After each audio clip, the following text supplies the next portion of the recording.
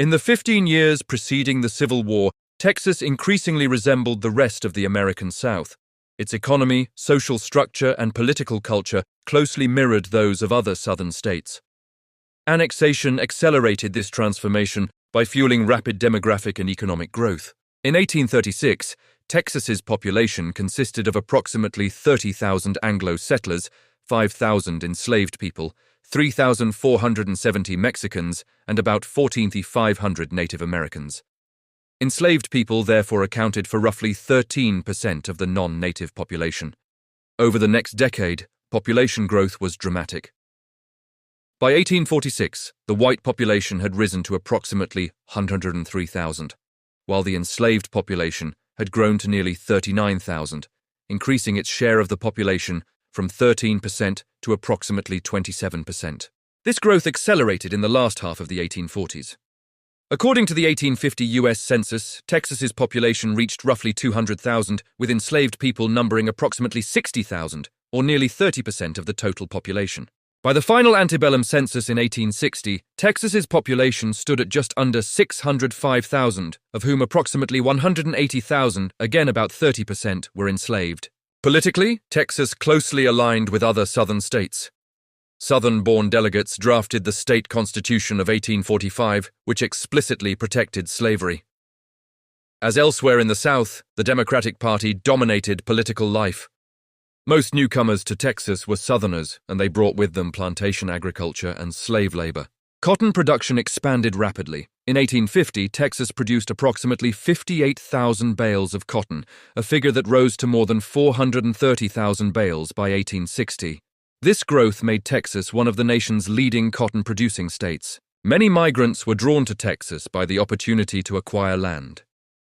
One of the conditions of annexation allowed Texas to retain control of its public lands, enabling the state to sell land at rates lower than those set by the federal government.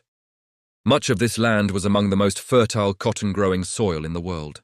In addition to southern migrants, Texas attracted a significant number of European immigrants, particularly Germans. German immigration occurred in waves, first in the 1830s and then more extensively in the 1840s, as refugees fled political upheaval and the revolutions in Europe. By 1860, approximately 20,000 Germans lived in central Texas and the Hill Country. The more recent German arrivals often opposed slavery and later secession, making them a politically disruptive presence. Earlier German settlers, however, were more assimilated and invested in the cotton economy. Germans were not the only Europeans to migrate to Texas. Poles and Czechs also arrived, establishing distinct ethnic communities. Population distribution was another defining feature of Antebellum Texas. Most residents lived in the eastern portion of the state. A useful dividing line runs roughly from the Dallas-Fort Worth area to San Antonio. The majority of Texans lived along or east of this line. Areas west of it remained a frontier, where settlers faced frequent conflict with indigenous peoples, particularly the Comanches. To protect settlers, the United States established 8 forts in the late 1840s and 7 more approximately 100 miles farther west in the early 1850s as settlement pushed outward. The Texas Rangers cooperated closely with the U.S. Army in defending frontier communities, but Comanche resistance persisted. Because of continued attacks and the scarcity of water and timber, the federal government halted fort construction beyond the early 1850s, slowing westward expansion until after the Civil War. Texas also became embroiled in a territorial controversy stemming from the Mexican-American War. Although the conflict settled Texas's southern boundary at the Rio Grande, it left the western boundary unresolved. Texas attempted to extend its Rio Grande claims deep into present-day New Mexico, asserting authority over much of the eastern half of the future state. In March 1848, the Texas legislature appointed a county judge to administer the claimed territory. New Mexicans rejected these claims, and the U.S. government dispatched federal troops in support of New Mexico. By July 1849, the judge had returned to Texas without success. As tensions escalated, President Zachary Taylor proposed admitting California and New Mexico directly as states rather than territories. Southern leaders opposed the plan because both were expected to prohibit slavery, thereby increasing the number of free states. Texans, in particular, objected because they claimed portions of New Mexico.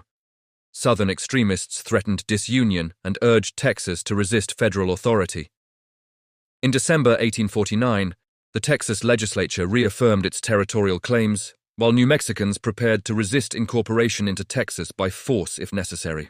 The crisis was resolved through part of the Compromise of 1850. Congress established Texas's modern boundaries and, in exchange, granted the state $10 million in federal bonds, half of which was used to retire Texas's public debt. This was just the first of several political crises that would ultimately result in the American Civil War.